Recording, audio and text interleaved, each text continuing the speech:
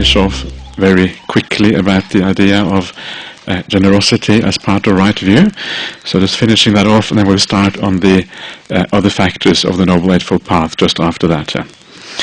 So I just want to very briefly have a look at Majjhima Nikaya 141. This is the Dakkhina Vibhanga Sutta, exposition on offerings. And this is just a small extract from that sutta. It's a long sutta about offering, and one of the important points that is made in the sutta is that offering to the Sangha is always more powerful than offering to any kind of individual. So much so that the Buddha, he says to his own foster mother, to Mahapajapati, Gautami, he tells her that, even to me, don't offer to me, offer to the whole Sangha.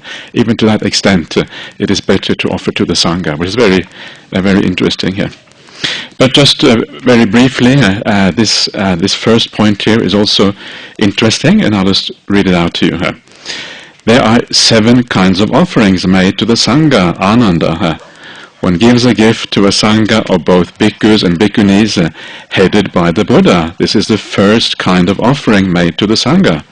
One gives a gift to the Sangha of both bhikkhus and bhikkhunis after the Tathagata has attained final Nibbana. This is the second kind of offering made to the Sangha. So the highest gift in Buddhism is a gift that is first of all given to both Sanghas together with the Buddha. And if the Buddha has passed away, then the highest gift becomes the gift that is given to both Sanghas of both bhikkhus and bhikkhunis. So good, interesting to notice that and to keep that in mind when one does acts of charity. Instead of giving to individuals, the ideal way is to give to both Sanghas. Okay, the next sutta, I said I was going to do this fairly quickly. The next sutta, I'm just not going to read out the whole thing. I'll just explain to you very briefly what is going on.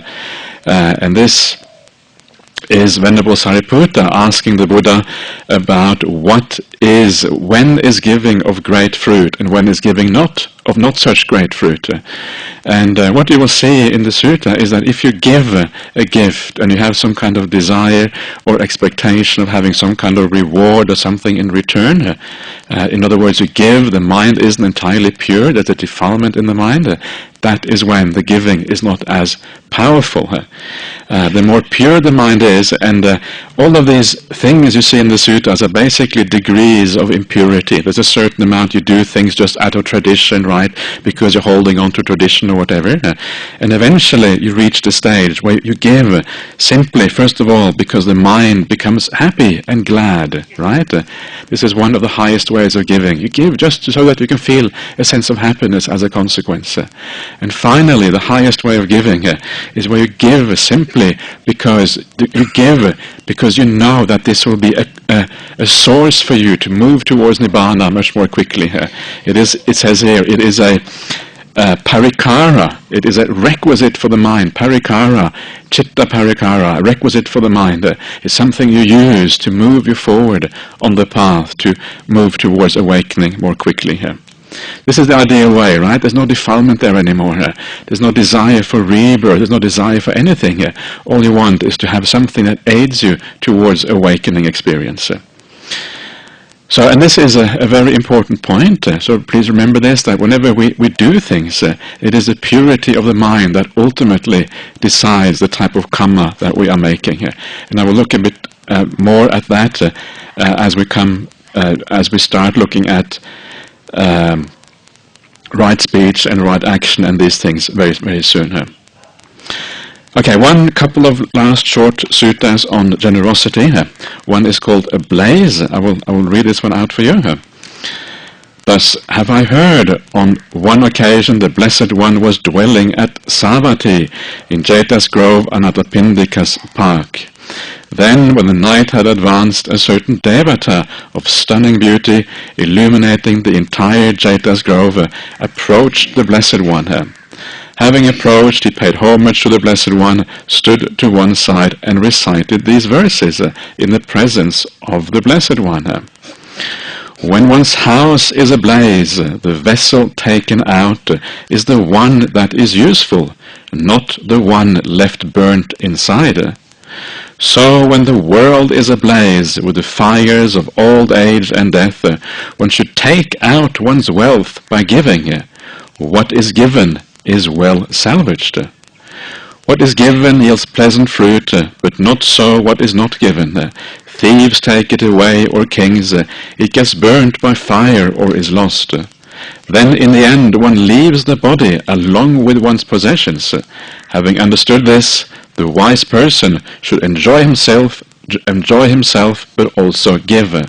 Having given and enjoyed as fits his means, blameless he goes to the heavenly state.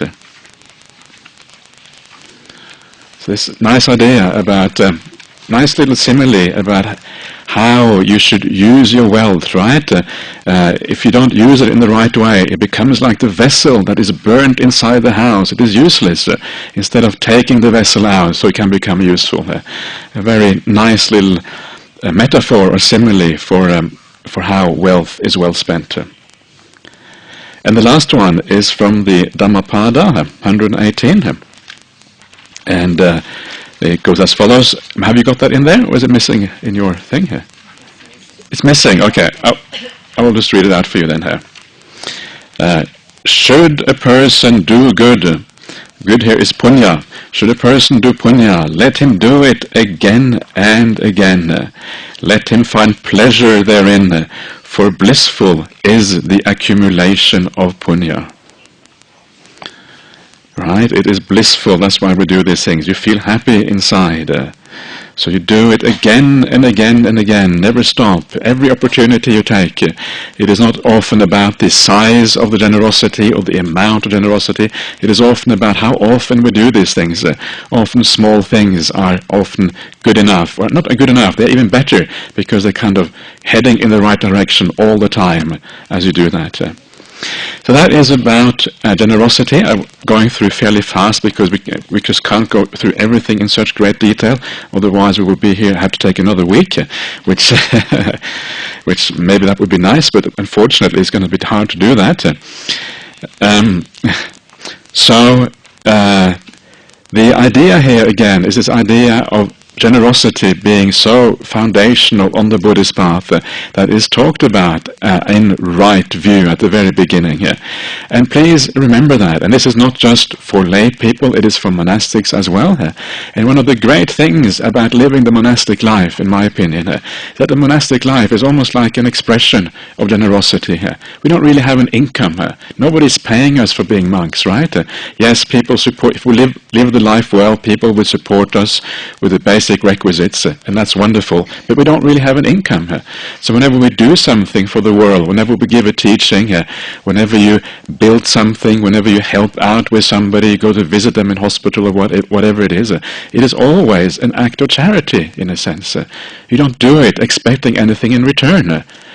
And that is such a wonderful thing when you do things without expecting anything in return. It means everything becomes an act of charity. Giving a teaching, giving a talk, and it becomes much more beautiful that way. And it becomes much more powerful.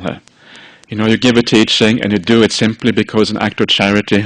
It means also you can relax more, right? You're coming, wherever you travel in the world, you do it just out of kindness. It doesn't really matter so much if people don't like what you say. It's okay. It doesn't matter. If they like what you say, even better. But actually, it doesn't matter that much. And then you can feel more at ease doing these kind of things. And it actually creates more positive results for you in the long run. So your whole life turns into an act of charity. And you can feel happiness about almost everything you do when you do it in that way. And for lay people too, it's a similar kind of thing. You can almost turn your life into an act of charity. For example, one of the examples would be when you go to work. Of course, normally you work for money, and of course that is one of the benefits of working. But you can expand that idea. It's not just for money. You can expand the idea out and think of work as something you do also to help the customer, to help your colleagues, right? To help the company to prosper in the world. So you have this bigger idea. It's not just for the money. It's also to actually be of assistance to the world. And a company that is well run, that makes a useful product, certainly it is of assistance, right? It is helping society forward. If you do it just for the money, it becomes very limited and very kind of greedy and selfish. But if you do it with this bigger view in mind, it becomes much more beautiful, and there's more sense of generosity and kindness there. And so we can do with everything in family life, in everything, we can include this act of being kind, doing things for the right reasons, as a gift, as an act of charity. And life itself becomes just a sense of giving, and then the happiness you get from that is so much greater. It's one of the weird things, right? If you really want to be selfish, you can't be selfish. Right? If you really want to create happiness for yourself, which people would say, oh, you're just so selfish because you're looking for your own happiness. But actually, if you really want to be selfish, if you really want to create happiness for yourself, you should be unselfish, and you should, be charitable instead. Okay, so now that is a right view on the Buddhist path. And now we will move on to right intention, samma sankappa. And I'm going to talk about this only very briefly. So right intention can also be translated, samma sankappa can also be translated as right aim, right purpose, right? Once you have a certain view, it's like your aim in life, your purpose in life shifts to a different direction. And this is why there is this connection between view and what we actually want to do, how we want to live our lives. Our aims, our purpose in lives is controlled to a very large extent by our views. And so how does this work? Well, when you have the view that there is results of your actions, right? There is kamma vipaka, there is generosity, there is mother and father. It's all basically about the same kind of thing. Of course, once you have that view, then you tend to steer your mind towards the aim of being kind, right? Of doing the right thing. And this is why samma sankappa is a lot about kindness of the heart. So that is fairly obvious, but on a deeper level, it also means that once you understand that there is a problem in the world, there is this samsara going around and around, continuing from life to life, you get weary of this whole thing, and you want to enter upon a spiritual path that leads to the ending of all of this. Of course, this only becomes really powerful once you become an Arya, but even before you become an Arya, you can start to get a feeling for how this works. And you want to purify yourself because you know that it is through purity that you can actually... well, there's many reasons for that. One of the reasons is that the clarity of the mind only really comes as a consequence of purity. If there's too many impurities in the mind, you will be clouded. You won't be able to see straight, right? You want to straighten up the mind. Ujju, it's called the Ujju Chitta in the suttas. Ujju Chitta is a straight mind which sees things straight. It is not clouded by the defilements. So this is the second reason. You understand that to be able to leave samsara behind, to attain the deep states of samadhi and to see things clearly, the only way to do that is to aim for purification. So this is what you're doing here. You understand that the purpose of life becomes to purify yourself and eventually gain these insights on the path. So this then is the how right intention or right aim or right purpose, samma sankappa, is defined in the sutta called Analysis, again from the Magga Samyutta, Samyutta Nikaya, the 45th Samyutta. And what, bhikkhus, is this right aim or right intention? It is the purpose of renunciation, the purpose of non-ill will, and the purpose of harmlessness. This is called right intention. So this is what it is. The purpose in life changes, and this becomes our purpose all of a sudden. And you can see all of this is about doing what is right in the world. The two most obvious ones to understand here is the intention of non-ill will. It is very similar to the intention of metta. Not exactly the same, but very similar here. So you're moving towards metta kindness. And then you have the second one, which is the intention of harmlessness. So this is vihingsa, or avihingsa is harmlessness, or ahingsa. Hingsa or vihingsa are these things which means being harmful or being cruel or being pitiless, being ruthless in the world. That is what vihingsa means. So this is the opposite of that, right? So means that the opposite of that is being compassionate. I looked up the word ruthless a while ago, and I realized there was another word called ruthful. Have you ever heard the word ruthful before? So the idea of ruth is, it's a word which actually means compassion. So if you are ruthful, you are full of compassion. This was a word that was apparently used in English back in the 17th century or something, so if you haven't heard it, it's not very strange. But actually there is that contrast between ruthless on the one hand and ruthful on the other one. So here we can translate the intention of ruthfulness. That would be a bit of an innovation. But anyway, the idea is here that, often people can be ruthless in their lives.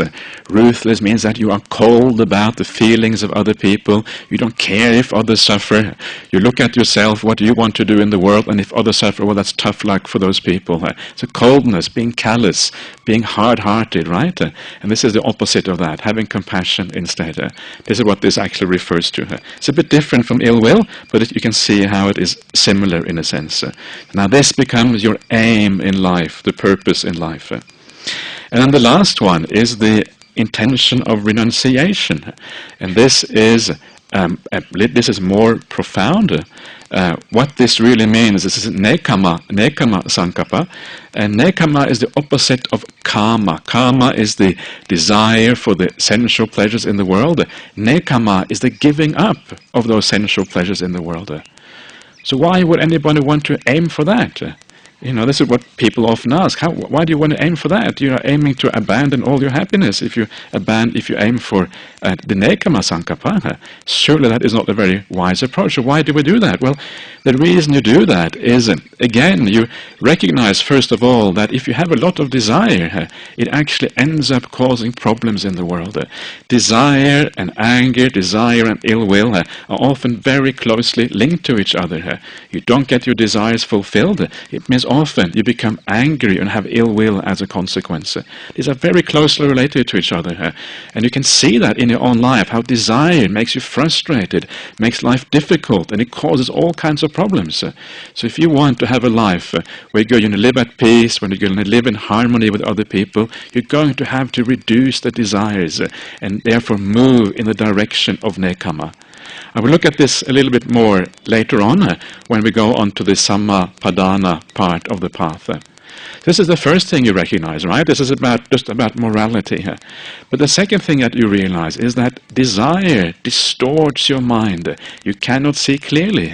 You're not going to be able to find the purity of the mind, to find the insights you need to attain awakening as long as there is desire in the heart. Desire distorts everything. You don't see things in accordance with reality. And this then becomes an incredible problem. So you realize the only way to be able to abandon this samsara is to purify yourself, get rid of these things. The mind becomes clear, you can actually see things in the right way and not through the distorted lens of desire. So there's always these two things here, right? There's the kind of the small picture where you just understand that morality is important, and then there's the big picture of understanding that really what you want to do is to be on the path of purity, to purify yourself. You understand this becomes the purpose of the life. Basically, that's what you understand. So that is samma sankappa. Right purpose, right aim. So right view leads to right aim, right? Like I was saying before, if you have the view that the shop is to the right, and then your aim becomes you want to walk towards the shop, so your aim becomes to walk to the right. You're heading in the right direction, and that is, of course, will then become a source for happiness in the future. If you have wrong sankappa, miccha sankappa, then it will lead to suffering as a consequence. So that is right aim. So once the right aim is in place, then we can move on. Of course, then we start to purify ourselves. We start to act in accordance with that right aim. And the basic purification, the most simple purification, is of course our actions and our speech. That is the most simple thing here. So from having the right aim, we start with the coarser forms of problems that we have, and that is the speech and the action. In the Noble Eightfold Path, speech comes before action. Samma vacha comes before samma kamanta. Why that is, I'm not sure.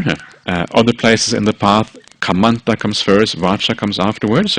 It's a little bit, I'm not clear exactly why that is. And I think basically it probably the two go together, and there isn't any clear sequence between the two. It is just part of how we purify our sila. Anyway, Samma Vacha comes first on the Noble Eightfold Path. So let's have a look at Samma Vacha, right speech. And this is how it is analyzed. And what, bhikkhus, is right speech? Abstinence from false speech, abstinence from divisive speech, abstinence from harsh speech, and abstinence from idle chatter. This is called right speech. Okay, so let's have a look at this in a little bit more detail to understand what this actually refers to. And I will go back again now to Majjhima Nikaya 41, the Salayaka Sutta, the Brahmins of Sala. And this is the sutta which talks about the Dasa Kusala Kamapata and also the Dasa Akusala Kamapata, the 10 ways of wholesome action and the 10 ways of unwholesome action. And 4 of these 10 ways have to do with speech, and here it is explained in a bit more detail. So this is the kusala kamapata. This is the positive side, right? Okay, so we abandon false speech. I haven't mentioned the negative side here, because sometimes it's more inspiring, I find, to look at the positive side instead. So this is how we should be speaking. Abandoning false speech, he abstains from false speech, he speaks truth, adheres to the truth, is trustworthy and reliable, one who is no deceiver of the world. So this is the how to practice right speech in relation to musavada, in relation to lying. So not only do you notice here, not only do you avoid lying, but you actually deliberately make sure that you tell the truth and you speak in a way that is reliable and trustworthy. You don't try to get away with things, right? How can I lie without lying, kind of thing, right? You know what I mean? How can I kind of avoid telling the truth but not actually breaking the precept?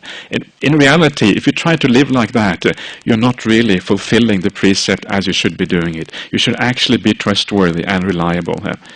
So one of the important points here, and this is one of the points I was talking about yesterday, is that in all of this, the degree to which your speech is good or bad is not just about whether you fulfill the precept or not.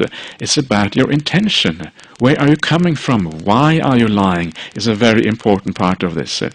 So, for example, this is what it says in the elsewhere where this is defined. It says that if you are summoned, right, you're asked to come in front of a court of law, and the judge says to you, "Speak the truth. Have you seen this or have you not seen this? Do you know this or do you not know this?" And then you deliberately lie in a court of law where you have pledged to tell the truth. That is the kind of lying which is very serious, right? Or you lie in the world, you have a strong desire, you want to get something for yourself, or you want to hurt somebody, and you lie with the motivation of hurting somebody else, or because you have a desire to get something. This is the kind of lying which is very bad, because it comes from a root, it comes from a motivation which is bad. This is very important to understand, because it is not as if the precepts are not either you keep it or you don't keep it. They're all kind of degrees to the extent that you keep the precept, right? And this is kind of the very important point here. So the most important type of lying to avoid is the kind of lying where it really is coming from a very negative motivation. And then we might ask yourself, are there circumstances in which lying are acceptable? Are there such circumstances? And perhaps there are. Perhaps in certain extreme situations whereby you might hurt the other person very, very badly if you tell the truth, right? And you feel that perhaps I can't tell the truth now. I will let him know the truth later on because now is not the right time and because you might hurt them a lot. So in a sense, you're coming from compassion and you know from wisdom, this is not the right time, there may be another time, then perhaps in those situations it is okay to say something which isn't quite true. Ideally, you don't lie then either. Ideally, you say, okay, this is not the right time to talk about this, we can talk about this later, or you just remain silent. But even if you were to lie in that kind of situation, it is a very different kind of lying from the lying where you are. It's a very serious lie when you're coming from anger, deliberately wanting to hurt somebody. That is the really bad kind of lie. So remember that. The idea with the 5 precepts is that they are kind of they're kind of guidelines. The 5 precepts tells you if you're going to lie, you've got to be very, very careful. Lying is usually bad, usually leads in the wrong direction. So if you think that in a certain situation it may be acceptable to lie, you should watch yourself and be very, very careful whether it might be acceptable in that situation. This is especially for So you have to be very careful. This is what the 5 precepts tell you. If you are going to break them, then only if the situation is absolutely right should you break the 5 precepts. Only if you are sure that you're coming from compassion. It shouldn't be an excuse, right? Yeah, I'm coming from compassion, it's okay. That's not good enough, right? You have to really look inside your heart. Where am I coming from? What is motivating me in this particular case? So this is very important. Sometimes we kind of hold on too much to the 5 precepts or the 8 precepts or whatever it is, and thinking that this is an absolute guideline. This is not the absolute guideline. These are approximations to what is a much deeper understanding of morality on the Buddhist path.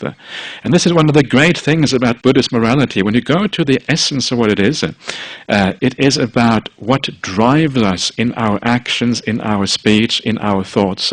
And it's a very flexible system of morality. It basically works on psychology, right? What is our mental state behind the things that we're doing? And because it is so flexible and because it is based on psychology, it is a system that is very adaptable to all kinds of ethical dilemmas. In the modern world, I don't know about here in Sri Lanka, but a lot in the Western world, you have things like euthanasia are being debated, right? Euthanasia means if somebody says, I want to die, the question is, do they have the right to die? Can a doctor help them to die if they really want to die? If you're very, very old and your body is falling apart and you're just lying there moaning all the time and you know that in 3 weeks you will die anyway, then is it reasonable? Is it compassionate to help the person die? Or should they continue living on for those 3 or 4 weeks extra? This is the kind of question that come up. And here, this is the place where, as Buddhists, we have this wonderful ethical system which works directly on psychology. What is the motivation? What is the driving force that allows you for this person to die? And if the driving force is compassion, if it is wisdom, then, according to Buddhist ethics, it would be acceptable, right? So we just need to be very careful with looking into our mind, very careful with making sure that we are doing it for the right reasons. And if we are, then things which might seem to go against the 5 precepts actually might be ethically acceptable. So very, very adaptable system of ethics, and it can be used almost to sort out all ethical dilemmas that we are faced with in the modern world. And I think this is one of the great things that Buddhism actually has to contribute to modern very profound questions that are very difficult to answer, especially in traditional Western religions such as Christianity. Very, very, very difficult for these religions to deal with these kind of questions. And this contribution from Buddhism is often quite. It is very useful. Basically, we have something to add to these things. So this is important to remember. So remember that the precepts are approximations. They are very, very useful guidelines, but they are only approximations. In the end, you have to go back to these things called the hetu. This is what you find in the Anguttara, the Tika Nipata. It talks about the hetus, the roots, the motivation, the driving force that makes us act. So just very briefly, in Buddhist ethics, you have the action itself, right? You do something here. So every time you do something, you have to ask yourself, is there intention behind that action? If there is intention in the action, then that action becomes ethically significant. If there is no intention, if you're just walking around and you step on an ant, right, the ant dies, there's no intention, it is ethically it has no significance. But once you intentionally step on that ant, then it becomes ethically significant. So this is the first thing. Action, then is there intention or not? If there is intention, the next question is, what is the motivation? What is the source of that intention? What drives that intention? Does it come from an unwholesome mind state? Lobha, dosa, moha? Is that where it comes from? Or does it come from an wholesome mind state? Alobha, adosa, amoha. And that is how you then decide whether, what kind of karma you are making here. This is the Buddhist ethics. Action, intention, motivation all have to work together like that. And this is true for all factors of speech and also action. So I find this very interesting because it really makes the Buddhist ethics a very profound and very useful teaching for how to deal with all kinds of phenomena in the world. Okay, so that is about lying, and the next one then is the other three types of right speech or wrong speech, depending on which side you look at it from. So this is the right speech, not doing malicious speech. Abandoning malicious speech, he abstains from malicious speech. He does not repeat elsewhere what he has heard here, in order to divide those people from these. Nor does he repeat to these people what he has heard elsewhere, in order to divide these people from those. Thus he is one who reunites those who are divided, a promoter of friendship who enjoys concord or harmony. This is samagga, enjoys concord and harmony, rejoices in harmony, delights in harmony, a speaker of words that promote harmony here. It's nice, isn't it? It's just this. It just has a very nice feel about it. You speak words that create harmony in the world. You don't say things that divide people from this person to that one. It is so very, very common in the world that people talk negative things about others. And whenever you say something negative about somebody else to somebody, you're creating a little bit of a split there, right? Because you are reinforcing a bad impression about the other person, and so you're creating a split between the person you're talking to and the one you're talking about. So it is often much more useful to try to see the positive in people and talk about that instead. Or if there is something negative, to try to understand why and to explain why it is negative instead of talking about negative things. And when you can explain why and you can see the positive, then you can create harmony, samagga, rather than vagga. Vagga is dividing people apart. So avoid the vagga and go for the samagga instead. This is malicious speech. So that is pisuna vacha.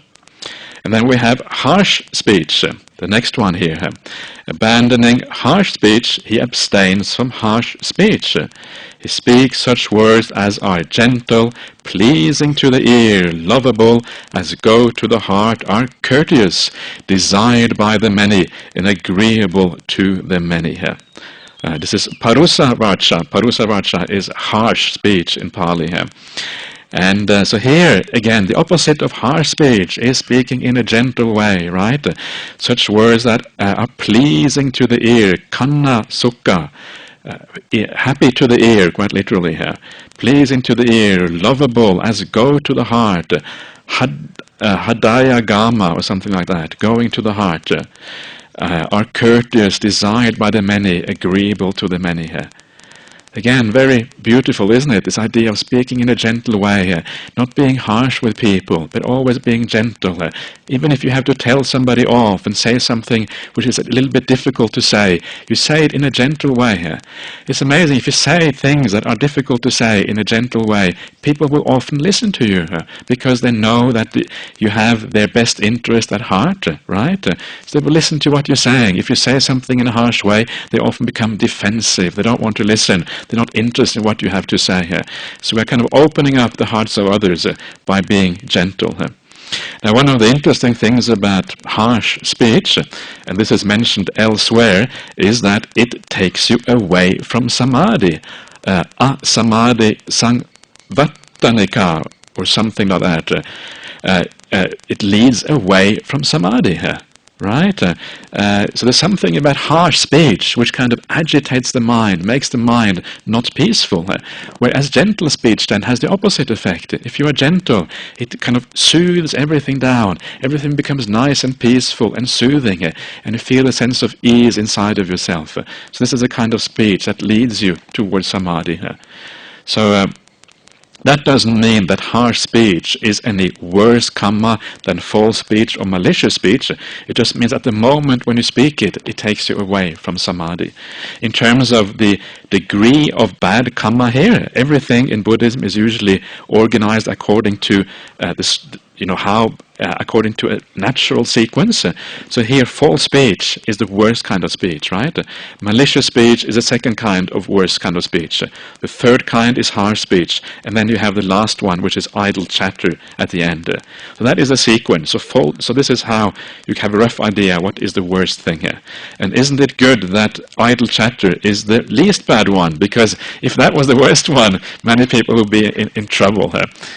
So this is the last one here. Please remember that it doesn't mean that we have to kind of go around being glum and silent all the time. We can never be friendly to each other. That is not what abandoning idle chatter means. It says gossip here, but I think idle chatter is a much better translation. It's not just about gossiping, it's about any kind of idle chatter. It means, even the Buddha in the suttas, right, when he meets the monks, he says, how are you? Are you keeping well? Are you getting enough alms food, right? There's a very friendly atmosphere when the Buddha meets his monks. So that kind of friendliness is, of course, important. We shouldn't, try to be silent at all times. But anyway, let's have a look at what it says here about idle chatter here. Abandoning idle chatter, he abstains from idle chatter here. He speaks at the right time, speaks what is fact, speaks on what is good, speaks on the Dhamma and the discipline.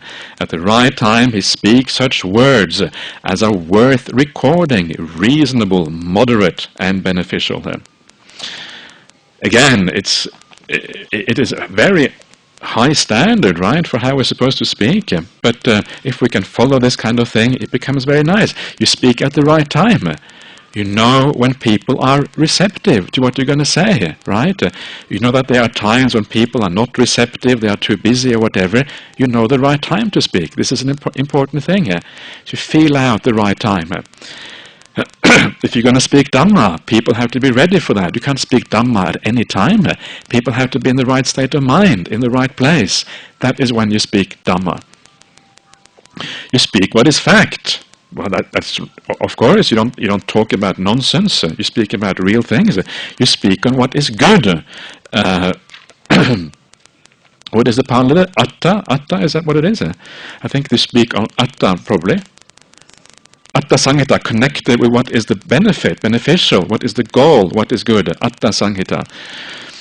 So, you speak on that, right? What is beneficial in the world? What will help people, help yourself? What will bring you forward on the path?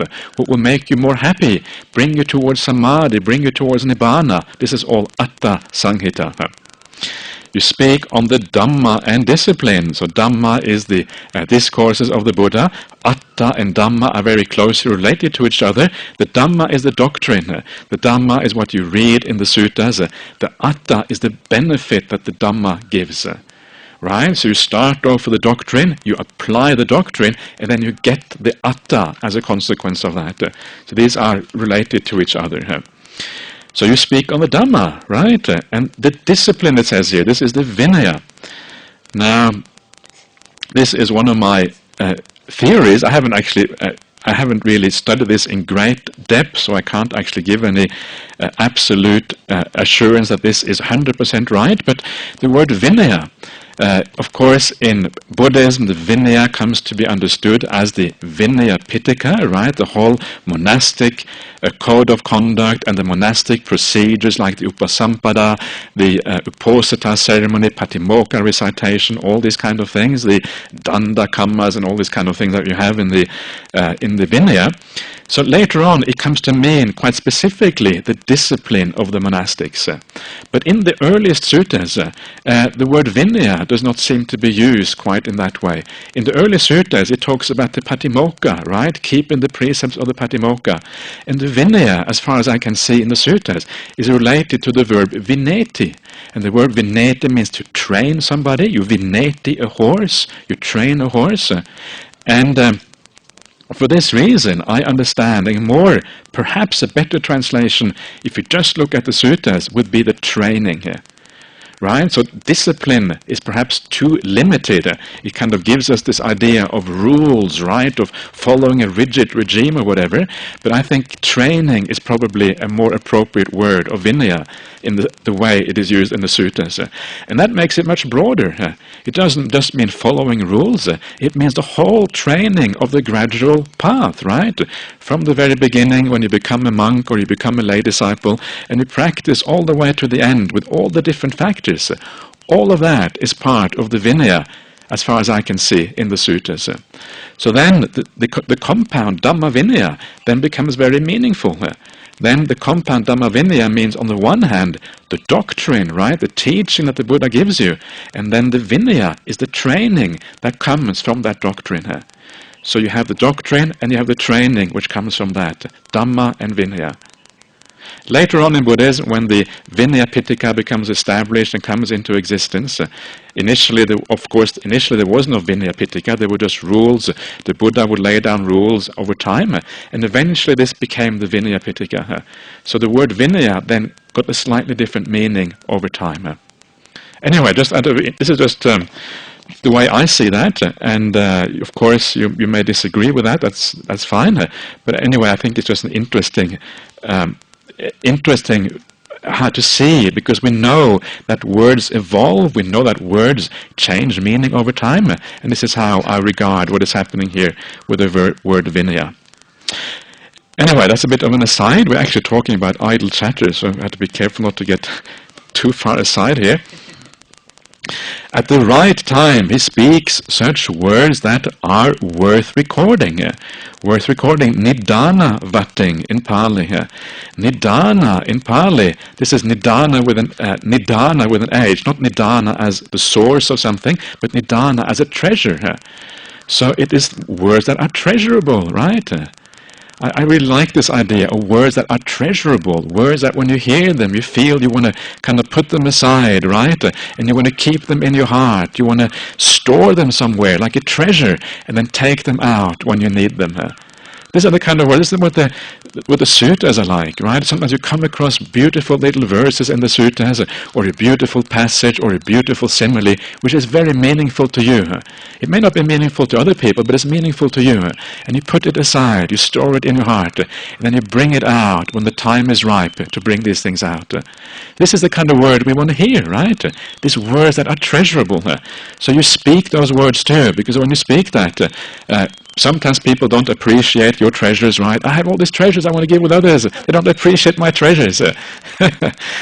Sometimes it is like that. And sometimes it's true. Sometimes people really don't appreciate. Even if you say something profound, people don't appreciate that. But that's okay. Or sometimes there will be people who appreciate that. And then, of course, it becomes very useful. Words that are reasonable, they are based on reason. They're not kind of just ideas or things that are not properly founded on something here. They are moderate. Really, what it means here is that they are succinct, right? They have a certain. You don't just go on talking forever. There is a certain limit to what you say here. And then, lastly, they are beneficial. Yes, so they are beneficial for others, the words that you say. So there you are, that is right speech in Buddhism. And again, remember that we are trying to approach these things. Don't be too hard on yourself. I think it is always if we raise the bar too high, we create too much suffering for ourselves. So remember, these are ideals. These are ideals that we're trying to live up to. And as we kind of stretch ourselves a little bit, we go a little bit more towards that ideal. And we get closer and closer and closer over time. And sometimes we fail. And if you fail, please forgive yourself. Don't be hard on yourself. Don't think that you are hopeless. You will never get anywhere, because then you really become hopeless if you think you're hopeless. This is the problem. This becomes like a self-fulfilling prophecy, as they say here, because you get hard on yourself, you get negative, then you lose the positivity of the mind, and you lose your ability to react to your mistakes in a good way. If you forgive yourself, you can reflect, how can I do better in the future without just being harsh? How can I kind of turn this around? And then gradually you learn to improve yourself instead. So kindness is so important, kindness to ourselves, forgiving our own weaknesses, understanding that we are conditioned beings, right? We are here because of all the conditions and things in the past. It's impossible to be perfect unless you are an arahant. So please do not expect perfection of yourself. So that is the very high standards of right speech, and very beautiful, especially when you read it in the positive way. Sometimes we always read these things in a negative way, don't do this, don't do that, but I find it often more inspiring to read the positive side of these things than reading the negative side. So now I will go on to right action next. And this is how it is analyzed in this same sutta, which I'm coming back to again and again, in the Magga Samyutta, Samyutta Nikaya 45. And what, bhikkhus, is right action, samma kamanta? Abstinence from the destruction of life, abstinence from taking what is not given, abstinence from sexual misconduct. This is called right action.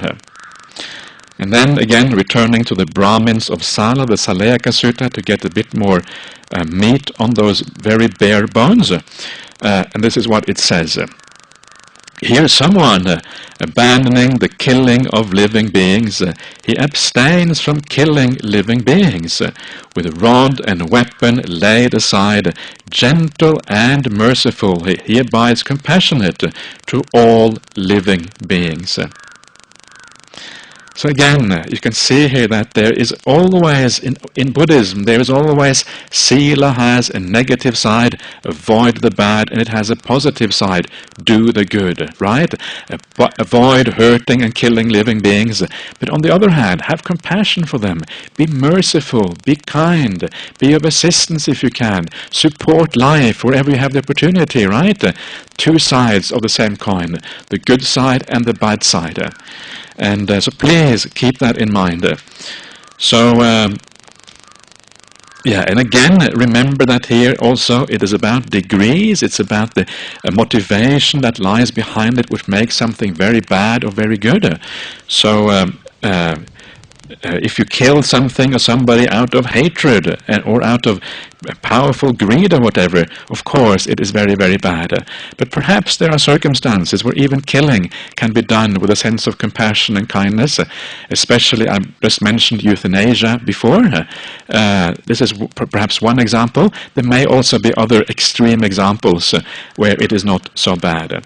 So please, again, keep this in mind, that this is a graduated thing. And really what we're trying to do is not just desperately to avoid killing, but to actually be kind and merciful and compassionate in the world. This is really what we are aiming for here. Then we have the next one here. Abandoning the taking of what is not given. In other words, abandoning stealing here. It's a very literal translation of the Pali, adinnadana, not taking of what is not given. I'm not sure why we don't just call it not stealing. I don't really know why, but this seems to have become the kind of usual way to translate this. I would probably say abandoning stealing. He abstains from stealing.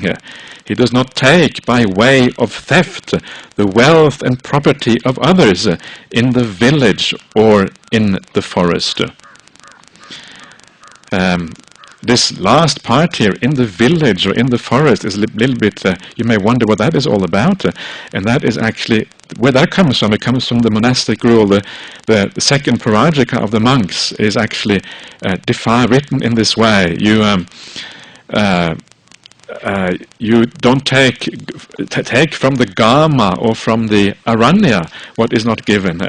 And that's where it seems to have crept into this this particular sutta, the village and the forest. But I think actually it originally comes from the second parajika of the monastic, of the bhikkhu patimokkha.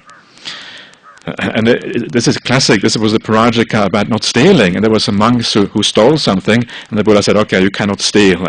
And then there were always some bad monks, right? In those days, the bad monks were the group of 6, right? You all know about the group of 6, the Chabagya bhikkhu, and they were notoriously bad bhikkhus. They weren't really interested in monastic life, right? They were just hanging out in monastic life because it was a nice way of living. People give you food, right? And you can sort of have a good time. And they would break almost every conceivable rule. And then after the Buddha had laid down the rule, you cannot steal. If you steal, you become parajika, which means you're no longer a monk. Then these monks, they went into the forest and they stole something in the forest instead. And then the monks said, but hasn't the Buddha laid down a rule you're not supposed to steal? But it wasn't from the village, it was from the forest, so it is okay. And then the Buddha has to lay down the rule, you cannot steal from the village, nor can you steal from the forest, right? Can you imagine? You get a bit exasperated if you are the Buddha. These monks really don't get it, right? This is the problem. If you're not really interested in the Dhamma, if you're not really interested in the practice, it is pointless to be a bhikkhu. Why on earth are you a bhikkhu? And this is why you try to get away with anything, right? And this is what happens. Anyway, that's where I think that little phrase is from. So, you do not take the property of others by way of theft. And it says elsewhere, there are a few different explanations of this, and it says elsewhere that by not stealing you abide in purity. If you steal, there's a sense of impurity there. If you don't steal, you feel pure about yourself. It is interesting that is specifically said about stealing, that gives that sense of impurity. So I guess that if you steal, there is a very strong sense there that you have done something wrong or whatever. Here it is interesting, there isn't really a very clear positive side. And the reason for that, of course, is that the positive side of stealing is generosity, right? That is what the positive side is. Now generosity, as we have seen, is such an important part of the Buddhist path that is like taken out of this ordinary morality and sila and made into a separate factor, placed in the first factor as right view, and is seen in many other places on the path as well as the foundational step of Buddhist practice. So that is why there isn't really a positive side to stealing, because it is already there in generosity and talked about elsewhere. But certainly it is part. There is a positive side here as well. Then we have the last one. Abandoning misconduct in sensual pleasures. He abandons misconduct in sensual pleasure. He does not have intercourse with women who are protected by their mother and father, brother, sister, or relatives, who have a husband who are protected by the law, or with those who are garlanded in token of betrothal. In other words, they are engaged to be married. That's really what it means. So, again, this particular definition here is a very specific definition, but usually the definition is just kamesu michachara, and you avoid that. So you abandon kamesu michachara, which basically just means abandoning sexual misconduct. So what is sexual misconduct? It's just any kind of conduct which hurts other people, right? So a classic one would be, I think in the modern day, the classic one is like being infidelity. Not be, having relationships outside of your commitment to your partner, whatever that might be. Whether even if you're not married, you often have a commitment to somebody. So that would be kind of the basic one, because it is very painful when people do not live up to the commitment in marriage. It is so common. People, when you're a monk, you hear about this all the time. People say, "Oh, my husband is doing such and such. What can I do about it?" And wives do it too, right? Everybody does does this kind of thing. Infidelity is a very, very common thing in the world. Lots of people do this, and it causes so much suffering, it causes so much pain. People really grieve over these things. And it's important to remember that when you do these kind of things, you cause tremendous pain to your partner, and it is very difficult to, often it can take years and years to overcome. Often it ends up in divorce, and it ends up in all kind of problems, financial strife, you can't see your kids anymore. Tremendously bad consequences can come from this very simple thing here. So please don't allow yourself to be blinded. Sometimes we get blinded in a weak moment, but please keep these things very strongly in mind so you don't cause so much suffering for other people. So, and of course there are other kinds of sexual misconduct that are much worse than just infidelity. Sexual misconduct with people who are too young or who are incapacitated, and all these kind of things are part of this. So that is sexual misconduct, and it is only about that, only about conduct which leads to pain in other people. That is what it's about. It's not about any kind of mutual consent between adults. It is never about that. So that kind of, again, it opens up a very different view of what is moral and what is immoral in Buddhism compared to perhaps other more traditional ways of morality, especially in the Western world. Okay, so that is right action for you. And very briefly towards the end, I will also have a quick look at right livelihood. There are so many sutras I have to go a little bit quickly, unfortunately, otherwise again we would be here, we won't be able to get to the end. So very briefly on right livelihood. Again, back to the analysis sutta, the Vibhanga. And what bhikkhus is right livelihood? Samma ajiva. Here, a noble disciple, having abandoned a wrong mode of livelihood, earns his living by a right livelihood. This is called right livelihood.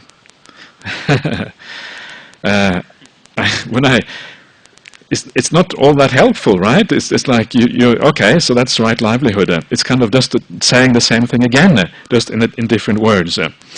So for that reason, there is another sutta which talks about the right kind of trades that the layperson should engage in. So this gives a little bit more of flesh on what we are looking at. Because a lay follower should not engage in these 5 trades. What 5? Trading in weapons, trading in living beings, trading in meat, trading in intoxicants, and trading in poisons. A lay follower should not engage in these 5 trades. So this means any trade where it leads to the harm of people or beings, that's essentially what it refers to, is a bad kind of trade. So you avoid trades that lead to harm. That is essentially what it is. And that kind of makes sense, right? If you are committed to right action, which is about not harming living beings, then of course you should live your livelihood in the same way. So samma kamanta leads naturally to samma ajiva. And for monastics, right livelihood is again, it is explained in great length in the Brahmajala Sutta, the first sutta of the Digha Nikaya, has a long section called the Mahasila, the Majjhima Sila, which talks about the wrong kinds of livelihood, right? A bit acting like a doctor or prophesizing the future and these kind of things, right? Is not the kind of thing that you're supposed to do as a monk. What kind of livelihood do we have as a monk? Basically, it's practicing the Buddhist path. That is our livelihood. And when we practice the Noble Eightfold Path, people support us as a consequence. You could also say that giving Dhamma talks is a good thing to do. It's not really livelihood because you don't really expect anything in return, but that is essentially the kind of things we do as monks, and not much more than that, right? And of course, helping people with giving some advice in difficult situations and these kind of things. So that is really it. But the main thing for a monastic is just keeping the patimokkha, practicing in the right way. That is really the livelihood of a monastic. That is all. And when we do that, then we become worthy of support according to how this works. So a quick last extract, so we're getting ready for right effort next time around. This is now from the Majjhima Nikaya 27.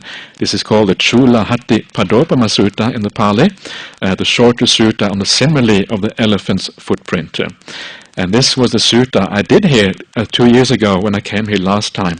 I did that in length, and now I just have a few extracts from that sutta. And this is a beautiful way of looking at the monastic life, in a sense the monastic livelihood. And this is the Buddha speaking. He becomes content with the robes to protect his body and with alms food to maintain his stomach. And wherever he goes, he sets out taking only these with him.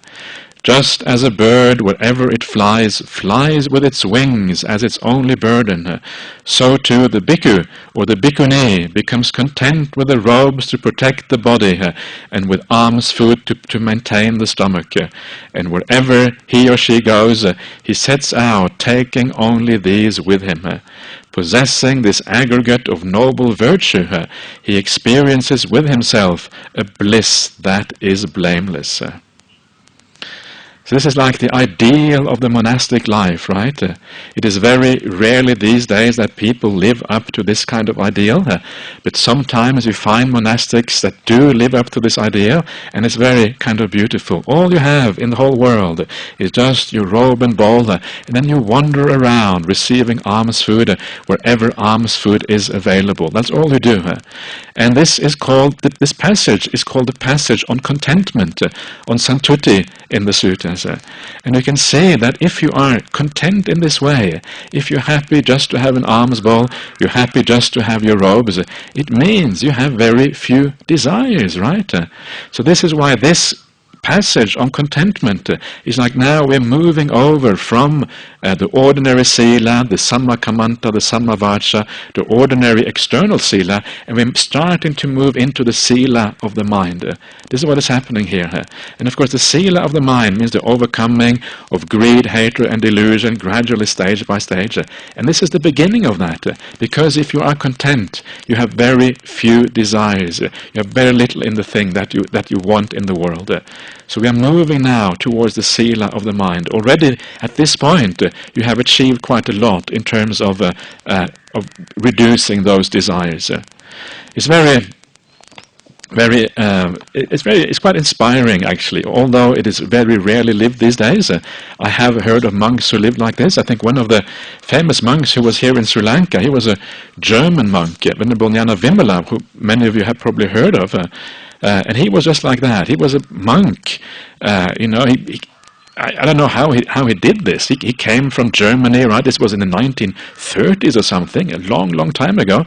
Probably some of you can correct me on my knowledge of this monk, but this time nobody knew much about Buddhism, and he comes to Sri Lanka, right, from Germany, and he practices like this for 30, 40 years, just wandering, just with his bowl and robe, never really knowing where he's going to go next, then settling down for the rains retreat, finding a place to meditate, and wandering on. So he is one of the few examples that I know of anywhere who actually practiced in this particular way. And he, towards the end of his life, he was known to have, many people thought he was an Arya. Some people thought he was an Arahant even. He was very, very highly acclaimed. I know that Ajahn Brahmali, my teacher, he met him on one occasion, and Ajahn Brahmali was very, very impressed with this particular monk. He thought he certainly seemed to be somebody very special. Anyway, so it can be done, but obviously it is not. It is very rare for these things to happen. So this is the contentment, right? Now we're moving towards the mind, how the working of the mind. And then very last thing it says in here, it says, possessing this aggregate of noble virtue, you experience within yourself the bliss that is blameless, the anavajja sukha. Vajja is a fault, right? You've done a mistake, it's a fault. Anavajja, anna is the negative, non-fault. Anavajja sukha, non-fault bliss, non-fault happiness. What is that? It is when there's nothing to regret, right? You look inside of yourself, you have no actions to regret. If you regret things, you feel a sense of remorse, you feel a sense of I should have done better. But now you have no regrets anymore.